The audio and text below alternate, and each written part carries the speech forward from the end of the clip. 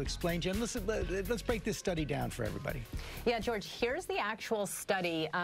Interesting study. They did this research in Spain, and they used a test to look at the metabolic function of the brain called a PET scan in middle-aged people who were completely asymptomatic for Alzheimer's or other types of cognitive dementia. And what they found, and this is a little tricky, but it required connecting the dots. They found that in those subjects who had a low metabolic read on this PET scan, that they had a higher risk for future, possibly, Alzheimer's disease due to the existence of cardiovascular risk factors, the largest of which was high blood pressure. So to connect the dots on this, because again, there was a lot of association here, the idea is that what's bad for the heart is also bad for the brain, and if you can possibly modify some of these factors early on, way before someone develops symptoms, you'll be ahead of the game. Yeah, so then what is the takeaway for Alzheimer's prevention and diagnosis? Well, that's exactly it. It's about prevention, it's about screening, and again, we want to be able to pick up Alzheimer's disease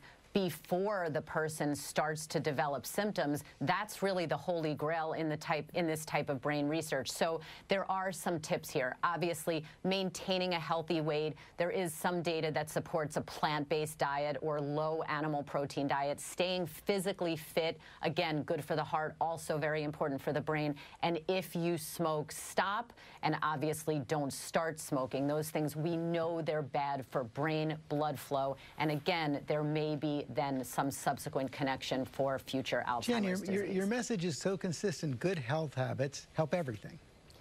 They really do, and the name of the game, George, is prevention. We want to prevent these diseases rather than treat them. So even decades before you get a diagnosis, when you're feeling good, now is the time to really turn up the volume on all these behavioral factors because they are so important. Dr. Jen Ashton, thanks very much. Let's go to Ginger. Need to know. Who's that? Who's that lady over there? We had to dust off that chair. You cannot get rid of me. Oh, of course not. Dr. Ashton back in the house with us on this Tuesday. How you doing? I'm so happy to be back here with you guys. I really missed you. It's a celebratory day. It's Fat Tuesday. It's not just any Tuesday, right? So we are very happy you are here with us, Dr. Jen. And yes, welcome to all of you. We are tracking all of the day's major developments. And let's take a look at the latest numbers that we always show you from Johns Hopkins University.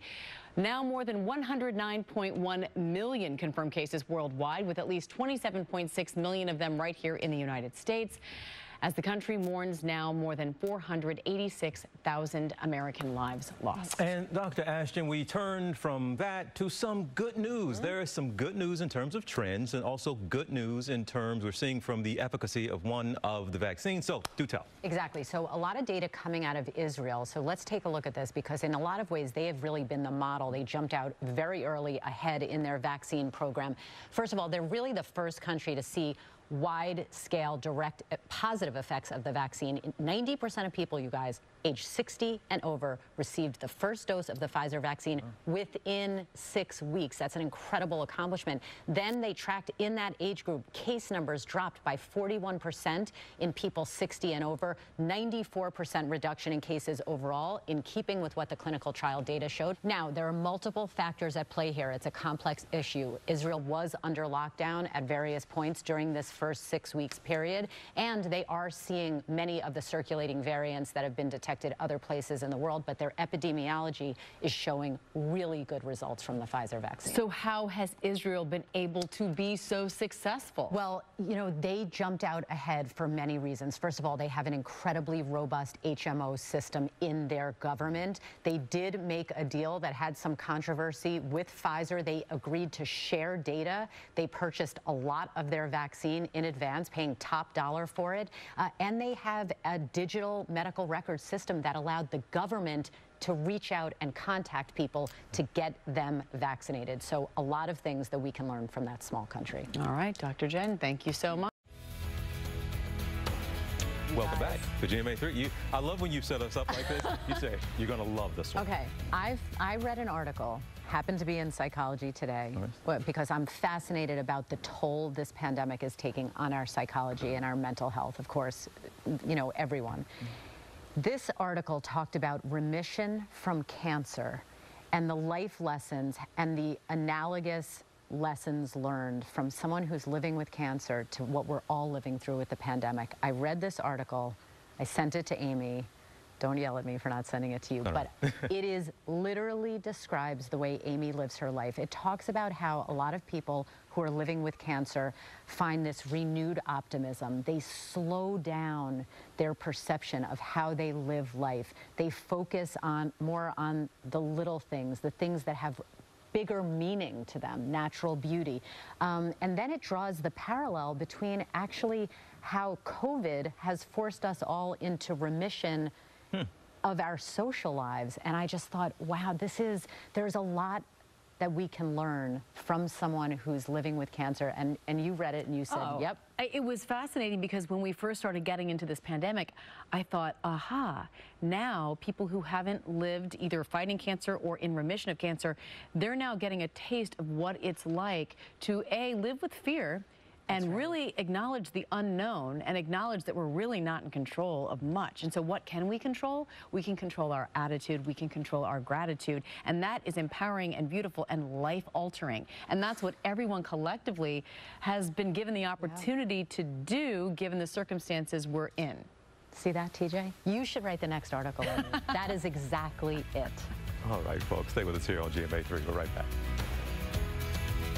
She looks ready and fashionable, as always.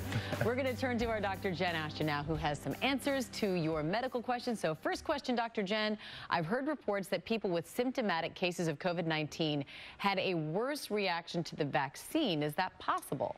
It is possible because there's such a variable response in terms of the way people respond either to natural infection or vaccine-induced immunity. So first of all, we're still collecting data on people who have been naturally exposed and how symptomatic they've been and then what kind of antibody response they generate. We're starting to see similar things with the vaccine. Remember, those kind of side effects, which are incredibly common after the vaccine, that's your immune system doing its job. So it's still something that we're following. All right. Nutrition question next. Do you recommend apple cider vinegar to help with weight loss? There's really no good nutritional science data to support this, you guys. Now, people swear by taking a little apple cider vinegar, diluting it, drinking it. If you do it in moderation, small amounts, it's certainly not going to do any harm. You lose your appetite? Yeah, but maybe not. Really? Is that it? That may result in weight loss, exactly. But there is no magic ingredient to that in terms of weight loss. We've talked about it here. It's a way more complicated phenomenon. All right. Sorry. Dr. Jen, no magic pill, right? Thank you very much for that. And you can submit your questions to Dr. Jen on her Instagram at Dr. J. Ashton. And we do want to turn... Beautiful. That's what's up. That. Want to give a big thanks to Brian Batt for sharing the spirit of Mardi Gras with us today. And by the way, if you're in New Orleans, be sure to check out his store, Hazelnut Gifts, for unique finds and home furnishings. And if you didn't hear earlier, we will be there live next year as a guest. Lieutenant Governor Mr. Nungesser. We're going to be on his float. Yes, he said it here, folks. Final thoughts. Did he say I could come? Yes, of course. Okay, of course good. You can. Good. I'm glad. Okay, you guys, final thoughts. You know, I shared last week when I was on quarantine that I was doing a vegan experiment, which I had never done before. Hardcore vegan, no dairy, no eggs, no meat. I did eat fish 4 times, but that's only because I had it in my refrigerator. I'm 10 days in. Some data that I learned about veganism, which, you know, actually I think is pretty incredible, but 80% of the antibiotics sold in the United States are used for livestock agriculture. 1 pound of meat produces or uses enough water to fuel 6 months of showers. Now, I am tracking, yes, I am tracking my LDL cholesterol. I'm tracking my body fat percentage. I'm going to do a semi-scientific experiment with an N of 1, as we say. But so far, so good. I am eating a little bit more than I usually eat, and I am eating more carbs, even in the grain form. Wow. You've got some carbs on the table. No, that's not one of them. Dig in. Oh, you want me to? Sure. But TJ, you inspired me to do this. But it's amazing. You've got me running, I've got you eating vegan, and we've got her hugging more people. And we have you trying to sleep more. We're all working on each other. There you go. All right, we are going to dig in here. Thank you all for spending some time with us on this Fat Tuesday. So come back tomorrow. I'm TJ Holmes. And I'm Amy Robach. Join the conversation on Twitter, Facebook, and Instagram for Dr. Jen Ashton and all of us here at ABC News. Stay well, stay safe, stay warm. Have a great Fat Tuesday, everyone.